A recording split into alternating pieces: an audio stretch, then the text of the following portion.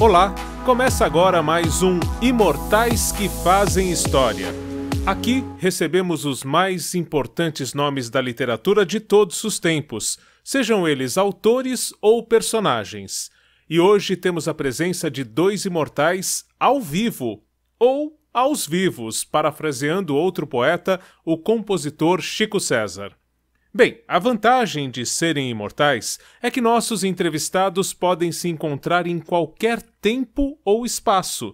Então temos o prazer de conversar hoje com Cecília Meirelles.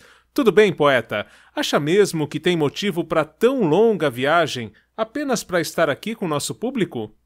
Com certeza, boa noite. Muito obrigada pelo convite. E eu canto porque o instante existe e a minha vida está completa. Não sou alegre nem sou triste, eu sou poeta. Olha só, belos versos para começar nossa prosa. Aliás, para o nosso público entender, é justamente uma obra poética da Cecília sobre um acontecimento histórico que nós vamos destacar aqui. Mas antes eu preciso apresentar nosso outro imortal de hoje. Ele é dentista, militar e ativista político. Ele é Joaquim José da Silva Xavier. E agora, José? 1000 vidas eu tivesse, 1000 vidas eu daria para a libertação da minha pátria. É isso. Neste momento ecoa em minhas lembranças uma frase: liberdade, ainda que tarde. E é sobre liberdade que vamos conversar, tendo por base a obra Romanceiro da Inconfidência. O livro foi escrito há 80 anos por Cecília Meirelles, apesar de publicado só em 53.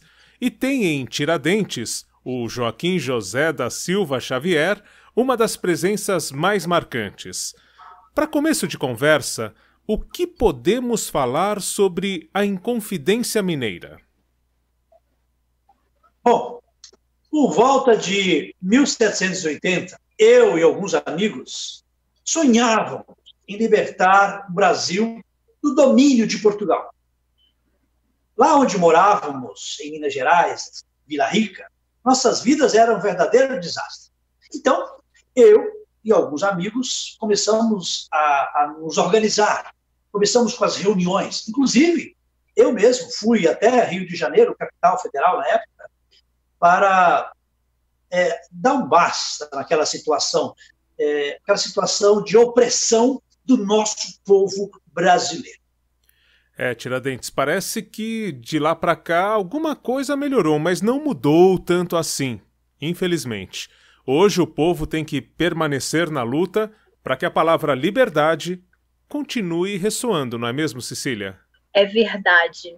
Quando eu estava vindo para cá, depois de tanto tempo em outro plano, eu passei por uma manifestação que chamou muito a minha atenção, né? Conduzida por um rapaz que se intitula Entregador Antifascista. É uma espécie de Tiradentes dos dias de hoje, né? E em luta pela liberdade e pelos trabalhadores, diante dessa uberização que estamos vivendo. Olha, isso dá um bom debate, Cecília. Realmente é muito sério. Mas vamos falar um pouco sobre o livro. O que as pessoas encontram no seu Romanceiro da Inconfidência? Eu recorri ao lírico porque, ao usar a minha voz em primeira pessoa, eu consigo manifestar a minha indignação diante daqueles acontecimentos. Mas também trago uma forte carga épica, que é uma forma de usar a poesia para retratar a história de um povo, né? Algo como Camões fez em Os Lusíadas, por exemplo. Eu levei anos para escrever. Eu consultei os autos do processo, por exemplo. No entanto, eu não quis fazer uma reconstituição histórica exata. Afinal, estamos falando em liberdade. Nada melhor do que a poesia nessa hora. E eu me senti livre para transformar as palavras, expressões, pontos de vista em versos. E o mais importante, versos livres. E agora eu tenho uma curiosidade e olha, eu imagino que todo mundo que está nos vendo também nesse momento está curioso para saber. Tiradentes, você já leu o romanceiro escrito pela Cecília? Não só li, como eu tenho um livro autografado por ela.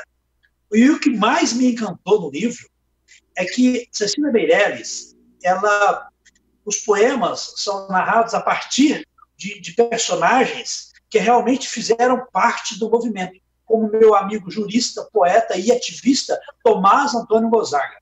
E outra coisa que me deixou assim encantado também é que Cecília Meirelles, com a sua sensibilidade, ela dá vez e voz a pessoas do povo, pessoas comuns que estavam do nosso lado, porque estavam revoltados com essa arbitrariedade da coroa portuguesa.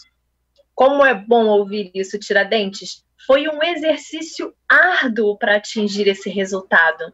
Além dos autos do processo, recorri a cartas, testamentos e a arte. Por exemplo, as estátuas dos profetas de Aleijadinho. A minha intenção foi recriar o cotidiano, os conflitos e os anseios que vocês, sonhadores, nos permitiram conhecer. Muito bom, vocês estão de parabéns, foi uma ótima conversa e eu quero aqui, em nome do nosso público, agradecer as participações tanto da Cecília quanto do Tiradentes, essas participações que chegam pelo ar em conexões tão incríveis. E daqui a pouco o nosso público vai acompanhar um apanhado de alguns dos poemas que marcam o Romanceiro da Inconfidência. Antes, nossos microfones estão abertos para amplificar mais alguma mensagem que queiram deixar. Eu quero agradecer, Cecília Meirelles, a você por fazer ecoar até os dias de hoje as nossas ideias. E fiquei muito feliz, quero enfatizar, estou muito feliz ao saber que a liberdade está por trás da forma. A liberdade é a forma com que os versos foram construídos. É recorrente, inclusive, aos 95 poemas do livro. Muito obrigado, Cecília Meirelles. Imagina, eu também agradeço a oportunidade de dividir esse espaço com o imortal Tiradentes, e eu quero deixar um pensamento que eu não me canso de repetir, que é sempre atual. Liberdade é uma palavra que o sonho humano alimenta. Não há ninguém que explique e ninguém que não entenda. Uau, eu agradeço mais uma vez a presença dos imortais que fazem história, Cecília Meirelles e o Tiradentes, o Joaquim José da Silva Xavier. E acho que todos devem se espelhar na luta de nomes como os de Tiradentes e de Cecília Meirelles. Em um tempo em que os interesses coletivos deveriam mais do que nunca prevalecer sobre os individuais, a trajetória deles é um exemplo para todos nós. Bem, agora chegou o momento. Eu convido você, nosso dileto espectador, a conhecer um pouco mais sobre o Romanceiro da Inconfidência. E para isso, eu convoco o elenco da Companhia Literarte. Boa viagem no tempo e no espaço. Passei por essas plácidas colinas e vi das nuvens silencioso o gado pascer nas solidões esmeraldinas. Largos rios de corpo sossegado dormiam sobre a tarde, imensamente, e eram sonhos sem fim de cada lado.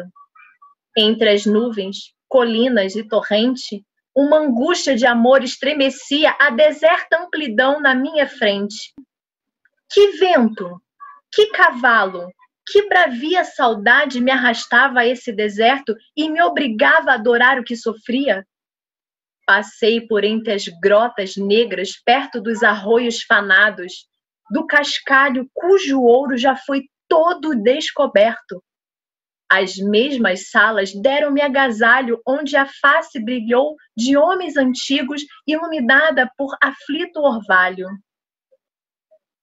De coração votado a iguais perigos, vivendo as mesmas dores e esperanças, a voz ouvi de amigos e inimigos.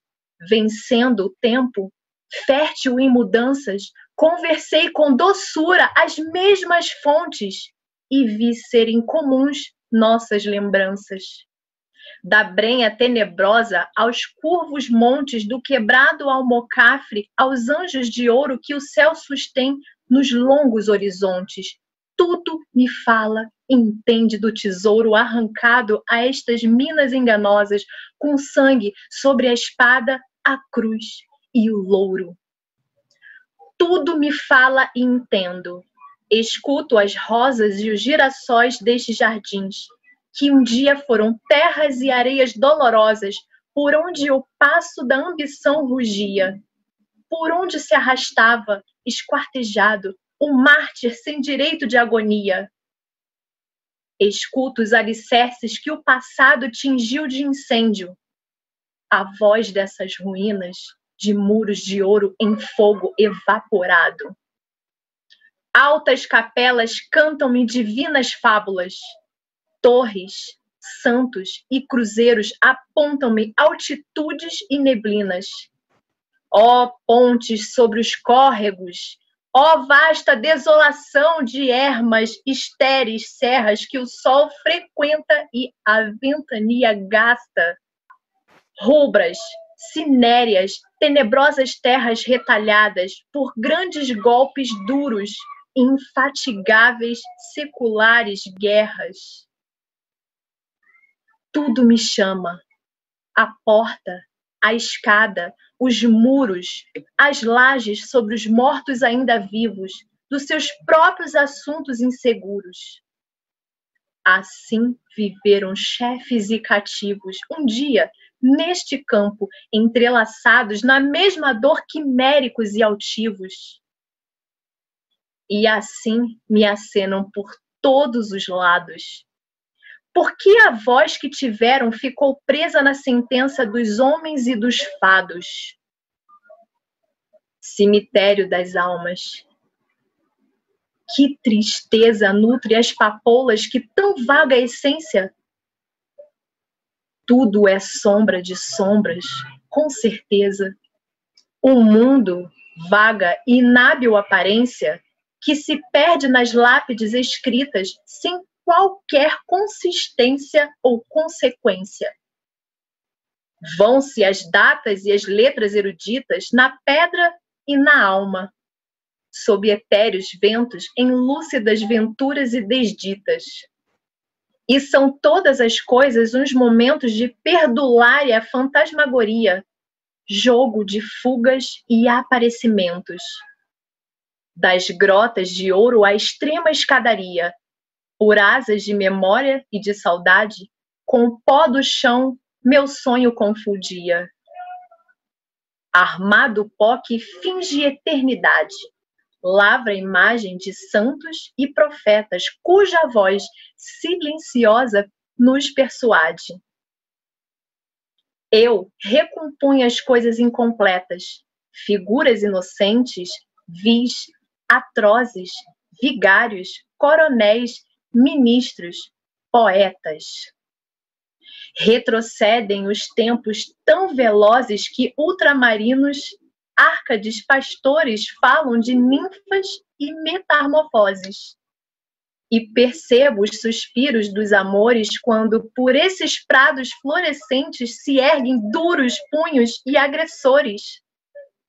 Aqui tiniram ferros de correntes, pisaram por ali tristes cavalos e enamorados olhos refulgentes, parado o coração por escutá-los, prantearam nesse pânico de auroras densas de brumas e gementes galos. Isabéis, Doroteias, Eliodoras, ao longo desses vales, desses rios, viram as suas mais douradas horas em vasto furacão de desvarios vacilar em caules de altas velas, cálida luz de trêmulos pavios. Minha sorte se inclina junto àqueles vagas sombras de triste madrugada, fluidos perfis de donas e donzelas. Tudo em redor é tanta coisa e é nada. Nise, Anarda, Marília, quem procuro? Quem responde essa póstuma chamada? Que mensageiro chega humilde e obscuro? Que cartas se abrem? Quem reza ou pragueja? Quem foge? Entre que sombras me aventuro?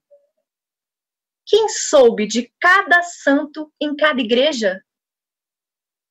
A memória é também pálida e morta, sobre a qual nosso amor saudoso adeja. O passado não abre a sua porta e não pode entender a nossa pena. Mas nos campos sem fim que o sonho corta, eu vejo uma forma no ar subir serena, vaga forma do tempo desprendida. É a mão de alferes que de longe acena. Eloquência da simples despedida.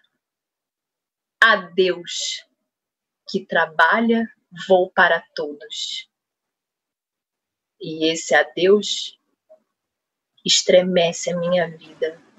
Havia várias imagens na capela do Pombal, e portada de cortinas e safena de damasco, e no altar o seu frontal. São Francisco e Santo Antônio olhavam para Jesus, que explicava noite e dia com sua simples presença a aprendizagem da cruz. Havia prato e galhetas, pano roxos e missais, e 2 castiçais de estanho, e vozes que puxavam rezas na capela do Pombal. 7 crianças na capela rezavam cheias de fé a grande Santa Formosa. Eram 3 de cada lado, os filhos de Almotacé. Suplicavam às 7 crianças a santa que as livre do mal. 3 meninas e 3 meninos. E um grande silêncio reina na capela do Pombal. Esse do meio tão sério? Quem é? Eu, Nossa Senhora, sou Joaquim José. Ah, como ficam pequenos os doces poderes seus! Esse é sem anjo da guarda, sem estrela, sem madrinha, que o proteja a mão de Deus. Diante desse solitário na capela do Pombal, Nossa Senhora da Ajuda é uma grande imagem triste, longe do mundo mortal. Nossa Senhora da Ajuda, entre os meninos que estão rezando aqui na capela, um vai ser levado à forca com baraço e com pregão. Salvai, ó Senhora, vosso poder do triste destino que vai padecer. Pois vai ser levado à forca para a morte natural esse que não estáis ouvindo. Tão contrito, de mãos postas na capela do Pombal. 7 crianças se levantam. Todas 7 estão de pé, fitando a Santa Formosa, de cetro, manto e coroa. No meio, Joaquim José. Agora são tempos de ouro. Os de sangue vêm depois. Vêm algemas, vêm sentenças, vêm cordas e cadafalsos, na era de 92. Lá vai um menino entre 6 irmãos. Senhora da Ajuda, pelo vosso nome, estendei-lhe as mãos.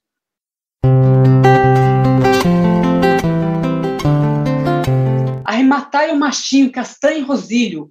Custa 10 mil réis, o que o gebrista lhe pôs na avaliação. Aí, corta rios e espinhos, e já nada mais o assusta. Só ele sabe o que leva na sua imaginação. Arrematai as esporas com seu jogo de fivelas. Pesam 39 oitavas e uma pequena fração. E ireis pelo mundo afora, aprumado em qualquer cela, propalando a sanha brava dessa história de traição. Arrematai as navalhas e as tabaqueiras de chifre. Nesse corredor de trevas, nossos passos, aonde irão? Feliz aquele que leve um ponteiro que o decifre. Arrematai-o, não falha, esse relógio marcão. Arrematai, sobretudo, esse pobre canivete. São 30 réis, 30 apenas. E com que satisfação apararei a vossa pena? Quem sabe em que papéis mudos ela, a correr interprete esta vã conspiração? E esse espelho, surpreendido por não sentir mais a cara de entusiasmo, dor, espanto daquele homem, de paixão. Arrematai um gemido que antes nunca se escutara, e turvas gotas de pranto em sua lâminas estão. Arrematai a fivela da volta do pescocinho, que para sempre recorda definitiva aflição, pois estão marcadas nela o sítio certo e o caminho, por onde cutelos e cordas cumprem a sua obrigação. Arrematai essas horas guardadas pelos ponteiros, arrancadas ao seu dono, rogando consumação. Interrogai-as agora que os reis tremem nos seus e antigos prisioneiros de cinza e glória são. Eu vi o penitente com a corda no pescoço.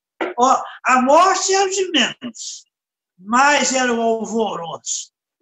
Se morrer triste, é por quê? Por que tanta gente vem para a rua com cara de contente? Ai, Deus, homens, reis, rainhas, eu vi a forca e voltei. Os paus vermelhos que tinha. Batiam sinos, rufavam tambores. Havia uniformes, cavalos, flores. Se era um criminoso, por que tantos brados, veludos, seda, por todo lado? Por quê? Quando me respondereis? Ele parecia os santos, de mãos amarradas, entre meio das cruzes, bandeiras e espadas. Se aquela sentença já conhecia, por quê? Por que retardaram tanta agonia? Por quê? Não soube. Ninguém sabia. Traziam-lhe cestas de doce, de vinhos, para ganhar força naquele caminho. Se era condenado, ia lhe dar a morte, mas por que queriam que ele morresse forte? Ninguém sabia. Não sei. Não era festa e não era enterro. Não era verdade e nem era erro.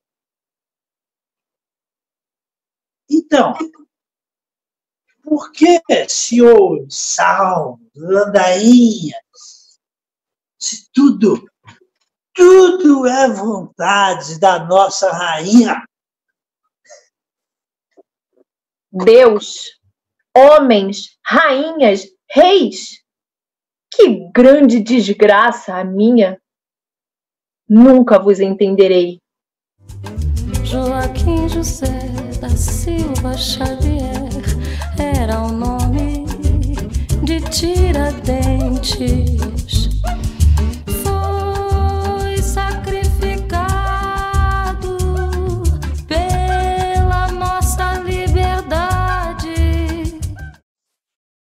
Através de grossas portas, sentem-se luzes acesas, e há indagações minuciosas dentro das casas fronteiras, olhos colados aos vidros, mulheres e homens às espreitas, caras disformes de insônia, vigiando as ações alheias. Pelas gretas da janela, pelas frestas das esteiras, agudas setas atiram a inveja e a maledicência. Palavras conjecturadas oscilam no ar de surpresas, como peludas aranhas na gosmas das teias densas, rápidas e envenenadas, engenhosas e sorrateiras. Atrás das portas fechadas, à luz de velas acesas, brilham fardas e casacas junto com batinas pretas. E há finas mãos pensativas entre galões, sedas, rendas, e há grossas mãos vigorosas de unhas fortes, duras veias, e há mãos de púlpitos e altares, de evangelhos, cruzes, bênçãos. Uns são reinóis, uns mazombos, e pensam de 1000 maneiras, mas citam Virgílio e Horácio e refletem e argumentam, falam de minas e impostos, de lavras e de fazendas, de ministros e rainhas e das colônias inglesas. Através de portas fechadas, à luz de velas acesas, uns sugerem, uns recusam, uns ouvem, uns aconselham. Se a derrama for lançada, a levante com certeza. Corre-se por essas ruas? Corta-se alguma cabeça? Do cimo de alguma escada, profere-se alguma arenga? Que bandeira se desdobra? Com que figura ou legenda? Coisa da maçonaria, do paganismo ou da igreja? A Santíssima Trindade? Um gênio a quebrar algemas? Atrás de portas fechadas, à luz de velas acesas, entre sigilo e espionagem, acontece a inconfidência. E diz o vigário ao poeta: Escreva-me aquela letra do versinho de Virgílio e dá-lhe papel e pena. E diz o poeta ao vigário, com dramática prudência: Tenho meus dedos cortados, antes que tal versos escrevam. Liberdade ainda que tarde. Liberdade ainda que tarde? Liberdade, ainda que tarde. Liberdade, ainda que tarde. Ouve-se em redor da mesa, e a bandeira já está viva e sobe na noite imensa. E os seus tristes inventores já são réus, pois se atreveram a falar em liberdade, que ninguém sabe o que seja. Através de grossas portas, sentem-se luzes acesas e há indagações minuciosas dentro das casas fronteiras. Que estão fazendo tão tarde? Que escrevem, conversam, pensam, mostram livros proibidos, leem notícias nas gazetas, terão recebido cartas de potências estrangeiras? Antiguidade de Nimes em Vila Rica suspensas. Cavalo de Lafayette saltando vastas fronteiras. Ó vitórias, festas, flores das lutas da independência. Liberdade. Essa palavra que o sonho humano alimenta. Não há ninguém que explique.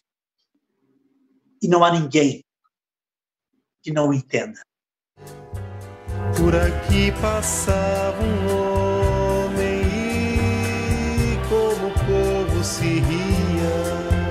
Liberdade ainda que tarde.